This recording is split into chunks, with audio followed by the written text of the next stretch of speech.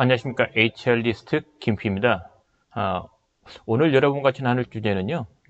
지금 코로나19 이후로 이제 직장의 근무 방식, 그 다음에 근무 환경, 그 다음에 그 필요한 인프라들에 대한 변화가 있습니다. 앞서 동영상에서도 계속 그 코로나19 전염사태 이후로 근무 방식, 그 다음에 교육 방식이 바뀐 것에 대해서 여러 차례 여러분과 같이 동영상 통해서 이야기를 나눴는데요. 오늘도 코로나19 전염사태 이후로 벌어지는 어떤 변화 부분에 대해서 그 이야기를 나누고자 합니다. 제 블로그에 오늘 그 글을 하나 올렸는데요.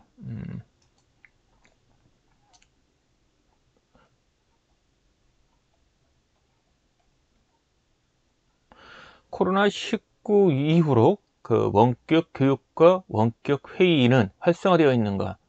사실 그 지금 코로나19 이후로 결국은 대면으로 이제 만나는 부분에 대한 거는 자제하고, 그리고 특히 다수가 만나는 그 모이는 그런 모임조차도 지금 금지할 거리인데요. 그렇다면은 대다수 인원이 많이 모이는 행사나 또는 뭐 얼핏 떠오를 수 있는 거 교육인데, 그거 말고 그러면 원격으로 비대면으로 교육 회의하고 그런 보고가 이루어지고 있는가, 필요한가, 뭐 이런 이슈에 대해서 많은 관심을 갖고 있을 생각이 듭니다. 사실 제가 왜 이 주제에 대해서 오늘 얘기를 하느냐면요, 코로나19 이후로 비대면 교육에 대한 그 이슈가 많이 큰데, 그럼 교육이라는 것은 뭐 매일 360일 이루어지진 않거든요. 그리고 교육의 목적이라는 것이 한정되어 있습니다. 1년에 해봤자 물론 다차 수도 있지만, 이런 규모가 많은 회사일수록 교육의 회차 많지만, 그 인원이 적은 회사인 경우는 교육이라는 것은 크게 그 빈도로 보면 크진 않거든요. 근데 왜 원격 교육에 대해서는 관심이 클까? 오히려 지금 필요한 것은 매일 대면을 통해서 이루어지는 회의, 그 다음에 보고, 이와 같은 부분에 오히려 더 많은 관심이 가져야 되고, 그것을 비대면으로도 이루어지는 보고, 회의, 이런 부분에 대한 관심이 더 커지는 것이 정상이 아닐까, 이런 의문을 갖게 되었습니다. 그래서 그런 관점에서 한번 생각해보자는 취지에서 코로나19 이후에 원격 교육과 원격 보고와 그 회의 문화는 뭔가 좀 활성화되고 있는가, 그러니까 비대면으로 원격으로 이루어지는 회의와 보고는 잘 이루어지고 있는가, 안 된다면 어떻게 하면 좋을까, 그럼 이 시사점은 원격 교육, 비대면 교육엔 어떤 시사점을 줄 것인가, 이런 부분에 대한 이야기입니다.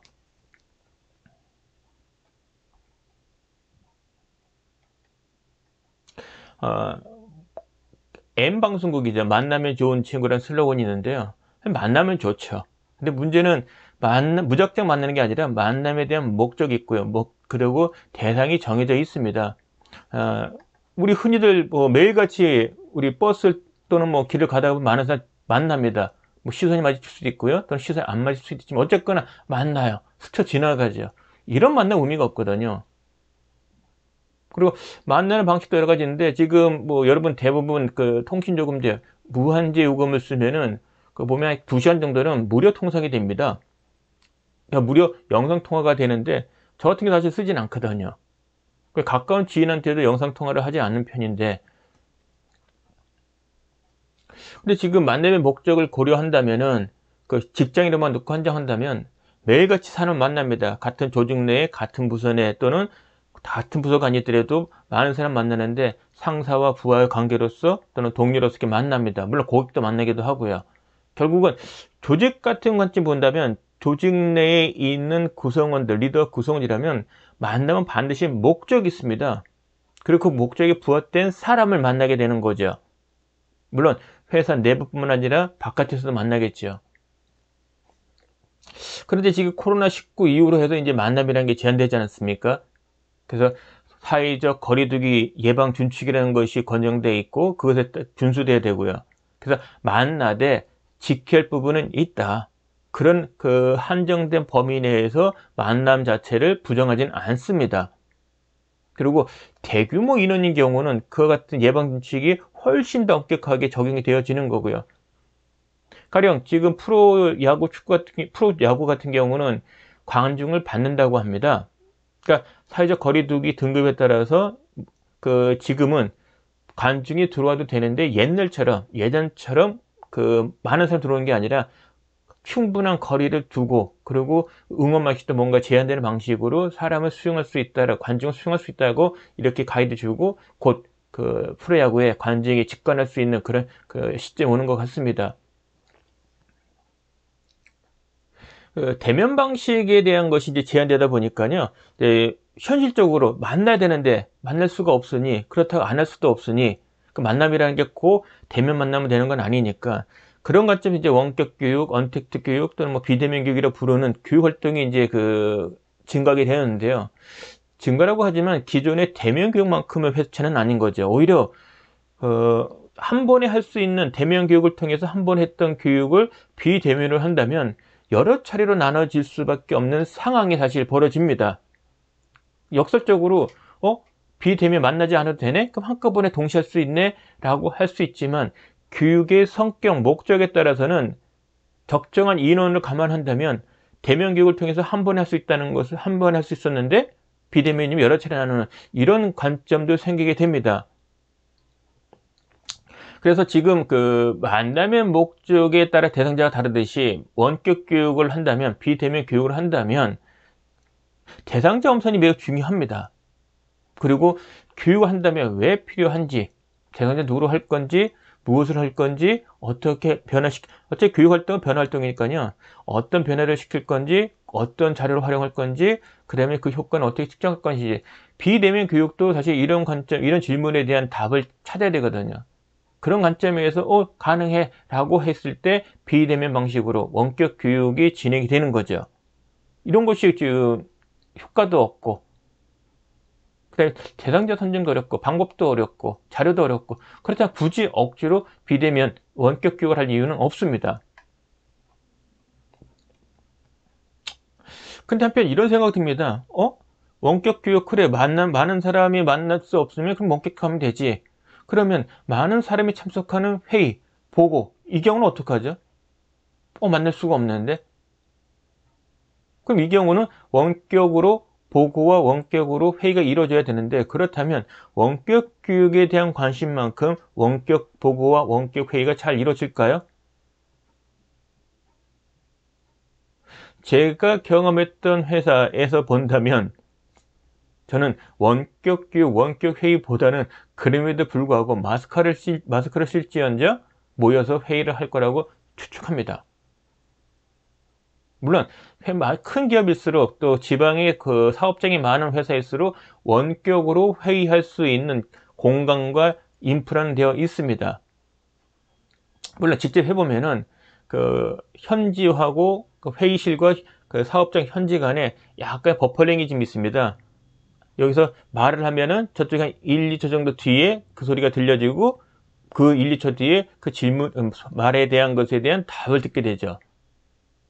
그리고 동시로 얘기하기가 한 공간에서 이루어지는 게 아니고, 한 이야기가 이 공간에서의 이야기와 저 공간에서의 이야기가 한 곳에서 사실은 동시 교환되는 것이, 소통되는 것이 아니기 때문에 상당히 그 커뮤니케이션 하는 데는 어려움을 좀 있습니다. 그 다음에 다수가 참석하는 회의라면 억지로 화면을 분할해서 참석자들의 얼굴이 보여야 되는데요. 표정에 대한 부분, 우리 바디랭귀지란 말 있지 않습니까? 사실 그 소통을 할 때 구체적인 말, 글보다는 보여지는 몸짓을 통해서 이루어지는 메시지 전달이 훨씬 더 그 많은 비중이 큽니다. 그래서 말로는 찬성하지만 어떤 겉으로 드러나는 그 몸짓 제스처 보면은 부정을 표현하는 경우가 많이 있거든요. 따라서 원격 회의를 한다면, 자수가 참석한다면 부득이하게 한정된 화면을 분할해서 보여준다면 그 말하는 사람에 대한 어떤 제스처, 바디랭귀지, 이 부분에 대한 거를 캐치하기는 쉽지는 않을 겁니다. 물론 말하는 사람만 특별히 화면을 크게 확대할 수도 있을 거고요. 그럴 경우는 한결 더 낫겠지요. 어차피 이런 부분은 어떤 소프트웨어, 어떤 하드웨어를 갖추냐에 따라도 좌우가 됩니다. 자, 이런 관점에서 과연 회사는 어느 정도 원격 보고와 회의를 할 수 있는 그 관심도, 그 다음에 인프라가 갖춰져 있을까? 만약에 이와 같은 원격 보고, 원격 회의에 필요한 소프트웨어와 시스템이 갖춰져 있다면, 인프라가 갖춰져 있다면, 사실 그 공간에 그 시스템, 그 소프트웨어로 교육적 활동을 할 수가 있거든요. 그러니까 제가 오늘 드리고 싶은 말씀은 원격 보고 원격 회의에 가장 관심이 있고 그 같은 인프라가 있다면 그 부분에 인프라 구축된 다음엔 원격 교육에 대해서 관심을 갖고 원격 교육으로 활용하는 방법에 대한 관심이 커지는 게 맞다고 생각이 듭니다. 근데 지금은 원격 교육에 대한 관심이 너무 더 커진 것 같아요. 그러니까 원격 교육을 위한 뭔가 특별한 게 있는가? 사실 원격 교육에 대한 특별함보다는 원격 교육 회의나 보고에 필요한 인프라 소프트웨어를 활용을 하면 됩니다. 저는 그런 관점에서 원격보다는 먼저 원격 보고, 그 다음에 원격 회의에 대한 소프트웨어, 인프라 구축에 더 큰 관심을 가져야 된다는 생각이 갖고 있고요. 왜 이게 필요하냐면 사실 회사 입장에서 보면은요, 원격 교육보다는 원격으로 근무해야 되는 상황, 그 자체가 사실 더 관심입니다.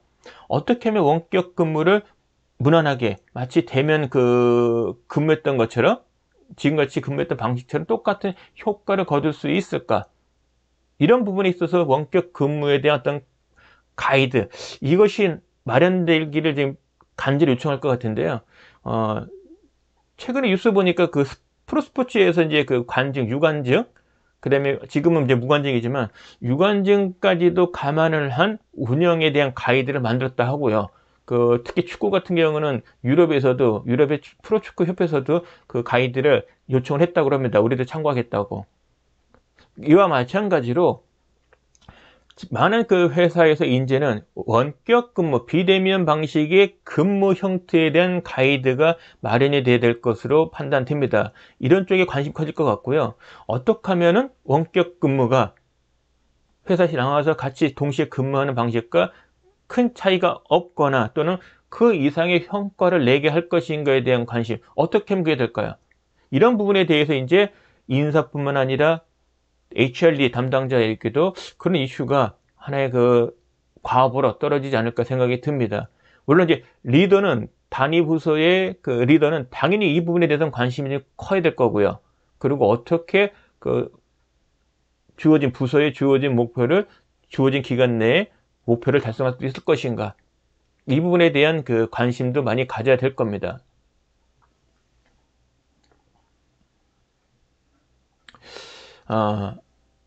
저는 이런 생각됩니다. 지금 원격 회의든 원격 교육이든 소프트웨어 인프라가 필요한데 지금 많은 사람들 입에 회자되는 것은 줌이라는 회사의 소프트웨어, 인프라 부분에 대한 관심이 큰 것 같고요. 그다음에 마이크로소프트사에서는 이미 원격 근무 방식을 위한 크라우딩에 기반을 둔 원격 근무에 필요한 소프트웨어, 이런 것들이 지금 설치되어 있고요. 그 중에 하나로서 회의할 때 필요한 것으로서 팀이라는 게 있습니다. 팀. 그럼 저는 이런 생각됩니다. 그럼 마이크로소프트사와 줌이라는 회사는 과연 얼마나 원격 근무를 하고 있을까? 얼마나 자사의 소프트웨어를 잘 활용하고 있을까? 특히 원격 보고, 원격 회의, 원격 교육에 있어서 얼마큼 잘하고 있는지 그런 의구심이 듭니다. 그래서 기회가 된다면 이 두 개사에 대한 원격 근무 방식, 구체적으로는 보고 회의, 원격 교육, 이와 같은 부분에 대한 사례가 많이 발굴이 되고 공유가 되면 좋다고 생각이 듭니다. 물론 저도 나름대로 좀 찾아보겠습니다만은 이런 부분에 대한 관심, 사례가 있다면은 좀 SNS 통해 가지고 많이 공유됐으면 좋겠습니다. 그리고 두 회사에서는 자사의 적용 사례를 공개적으로 오픈하는 것이 어떤가 좀 싶습니다. 지금 많은 기업들이, 특히 중소기업, 하긴 해야 되는데 엄두가 안 나는 곳, 일단 선뜻 투자를 먼저 할 수는 없지 않습니까? 그죠? 그런 관점에서 원격 회의, 원격 보고 어떻게 하고 있는지, 잘하려면 어떻게 해야 되는지, 그래서 소프트웨어, 하드웨어, 인프라뿐만 아니라 구체적으로 원격 근무에 관련되는 가이드들은 어떻게 마련해야 되는지, 이런 부분에 대한 관심이 커질 거라 봅니다. 이런 게 잘 구축이 되어 있다면 원격 교육은 자연스럽게 해결이 된다고 저는 역설적으로 말씀드리고 싶습니다. 사실 지금 원격 교육에 대한 관심은 교육 담당자보다도 어떤 전문적인 강사들, 직업적으로 강의를 하시는 분들에게 더 큰 관심사인 것 같고요. 물론 이제 직업의 성패가 달려 있죠. 그 다음으로는 이제 교육 담당자들, HRD 담당자들이 원격으로 교육하라는데, 부여를 하라는데, 따라서 원격 교육에 대한 관심이 클 수밖에 없을 겁니다. 뭐 이 점은 이해가 되고요. 그럼 이제 교육 대상자 입장에 보면은 내가 직접 참여를 하거나 또는 화면 앞에 있거나 교육에 참여하는 그 자체는 같은 목적으로 참여는 하지만 거기에 참여의 몰입과 그다음 관심사는 사실 컨텐츠와 강사 영향을 받기도 하지만 교육 대상자의 의욕, 교육 참여에 대한 의욕에 큰 영향을 받습니다. 따라서 누구나 들어도 좋은 교육과 꼭 필요한 사람이 들어야 되는 교육이 엄선이 될 것 같고요. 그 다음에 소수의 교육이라면, 소수의 참가자가 정해져 있는 목적이 명확한 교육이라면 굳이 비대면으로 하는 것이 좋을까? 공개된 장소에서 사회적 거리두기 예방준칙을 준수하면서 하는 방법은 전혀 불가능한 건가? 이런 의구심을 갖게 됩니다.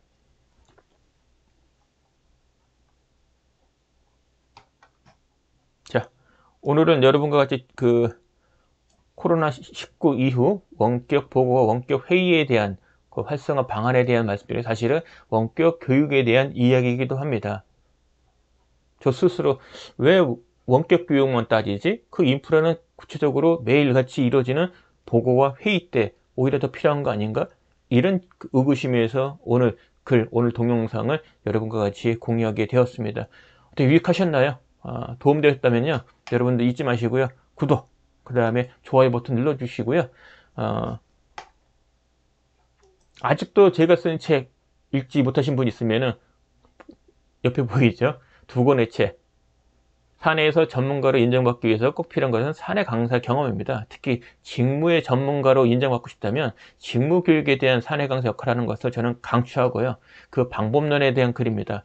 그래서 사내 재직자, 직장인이라 한 번쯤 읽을 만한 글이고요. HRD 담당자라면 당연히 알아야 될 글입니다.